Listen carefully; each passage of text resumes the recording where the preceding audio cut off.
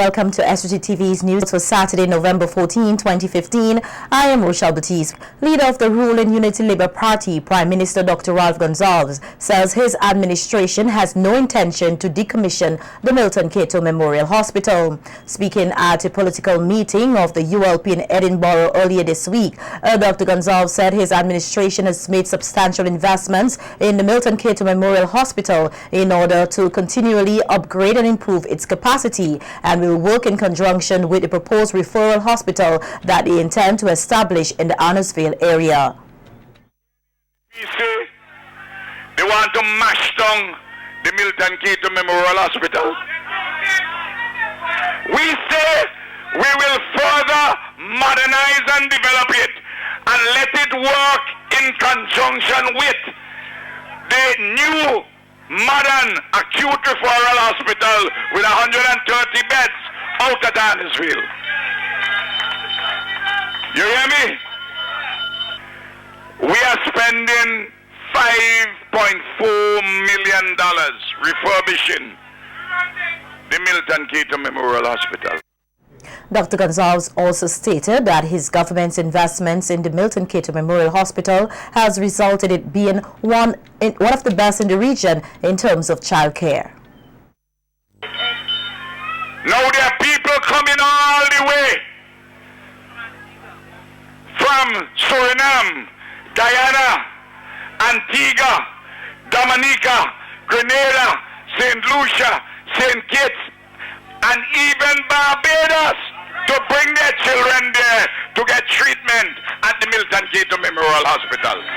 Children. A pediatric hospital, a pediatric wing, is about the medical care of children.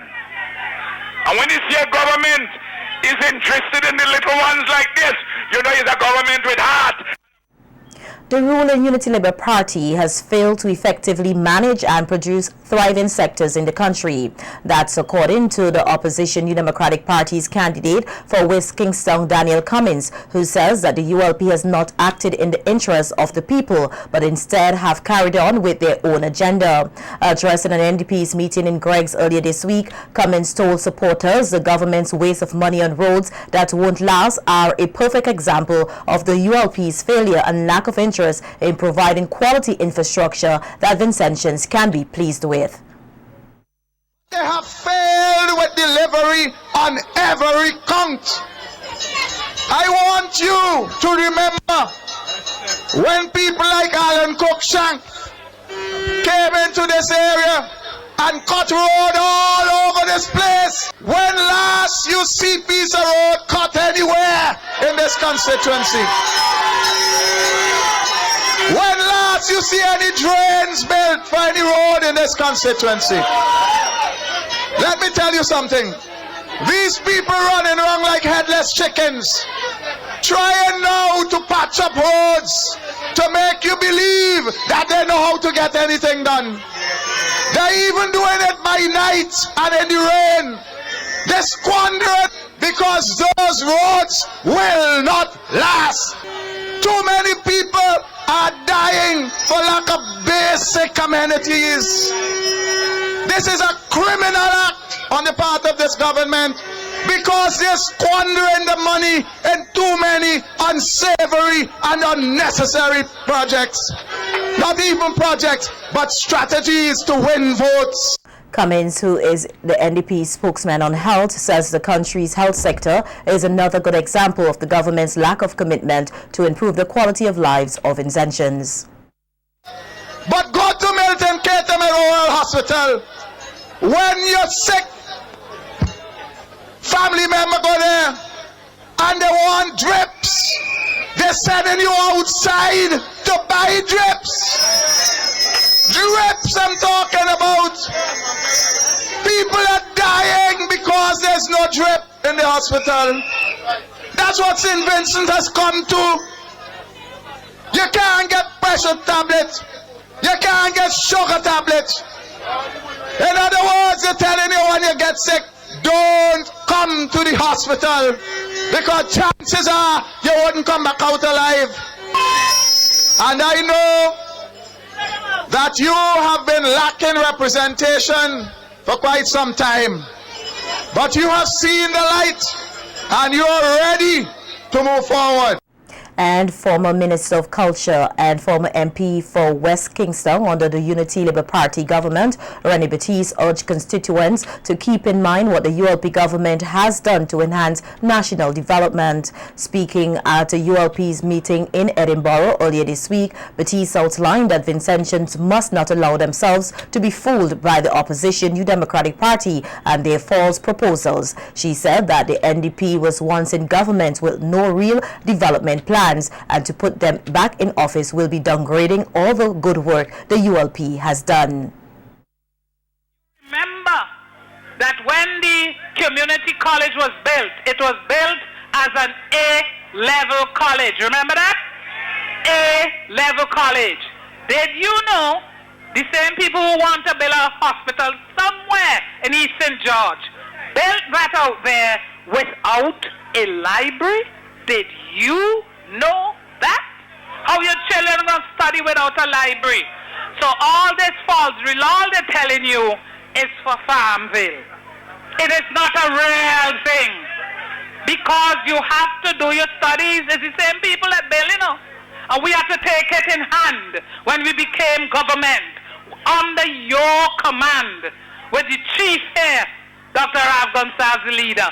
Baptiste, who is a practicing lawyer, said through the government's policies, many Vincentians can now accomplish goals which were once believed to be out of reach. She pointed to the education revolution, where students and parents have been afforded the opportunity to break norms, noting that education is no longer considered a privilege. It is a right, especially for poor and indigent families, where they can now boast of their child or children attending secondary school, college, and even universities. She said with plans for further developmental policies by the ULP in areas such as healthcare, agriculture, and technology, students should branch out and develop skills to take up careers which will be in demand. And I want the young people who are good at their sciences, who are thinking to be doctors, I want you to think about specializing, because that is the name of the game.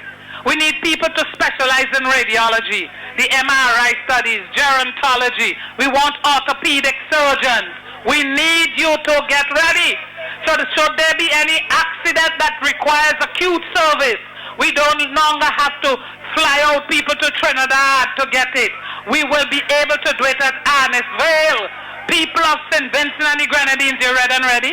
And the NDP's candidates for North Central Windward, who will come up against Prime Minister Dr. Ralph Gonsalves in the upcoming general elections, Kenroy Johnson, says that it is time to end victimization and party prejudice practiced under the ULP administration. Johnson says that for 14 years, the ULP has misled Vincentians on the policies of the NDP in an effort to maintain their tyrannical hold on SVG. Guess what? We have a government that continues to seek your support to continue this system of apparent apartheid here in St. Vincent and Grenadines. So, we have an NDP government that is proposing otherwise.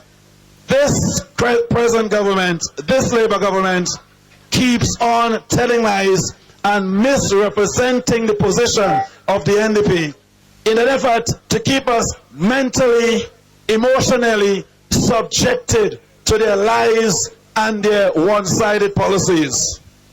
We have provided education opportunities for all Vincentians from all walks of life, regardless of color, class, or creed. Nobody asks which party you supported. We provided land for the landless so that anybody who wanted lands could have gotten lands to build and to farm. We engaged in extensive negotiations on behalf of banana farmers to get better price and better conditions for our farmers.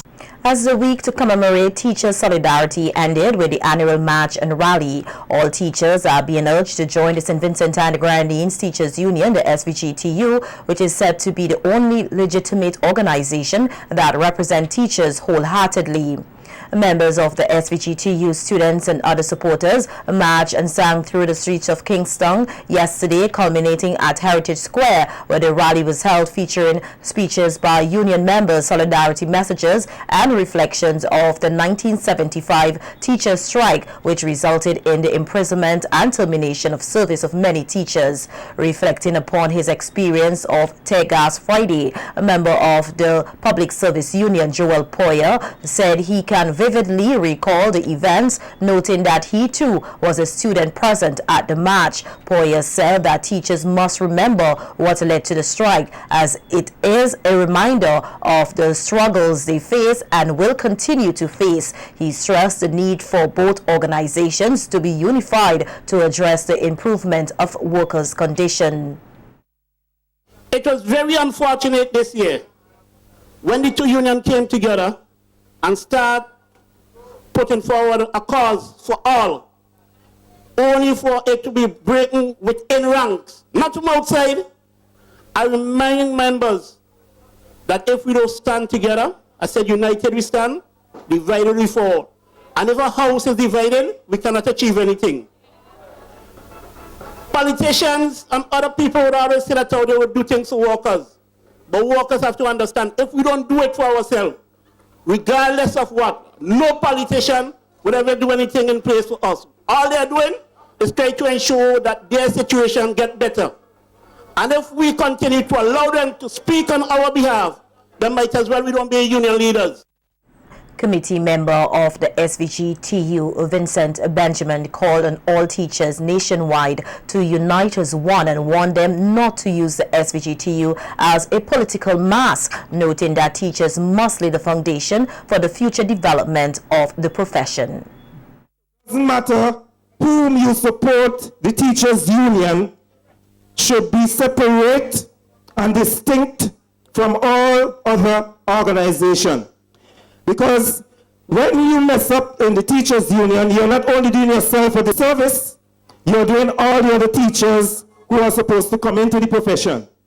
What we do now will determine the state of the profession in the future. Speaking on this year's theme, 40 years, the struggle continues, President of the SVG-TU, Oswald Robinson, said that the message was there in 1975 and it continues to unravel throughout the year, as it is clear that trade unions must continue to fight for its members regardless of their political agenda. He said that the union's motto, hand in hand, united stand, is a clear indication that all union members and all teachers in general must break down barriers together and let their voices be heard, all in the interest of their overall development. Just or otherwise, it's one union, and we all stand together to fight. And everybody may not fight the same way because of one reason or the other. But the fact of the matter is that the struggle continues. And if we do not remember anything else, remember this: the struggle continues. The Ministry of Health, Wellness and the Environment is laying the foundation for the development of a human resources for health management structure, inclusive of the establishment of a roadmap towards the development of a human resources plan.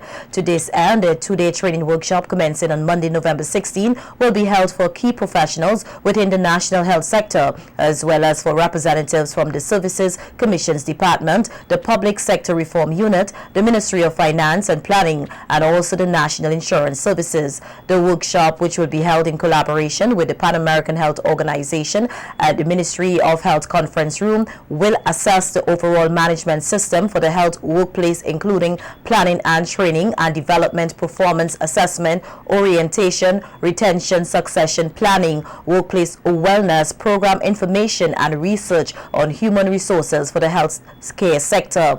The workshop will also look at the development of a health workplace workforce policy and action plan to complement the civil service orders and address gaps identified in the assessment of the management system and an assessment of how the current health workforce is distributed within and between public and private sectors, areas of specialization and levels of care compared to recommended international standards.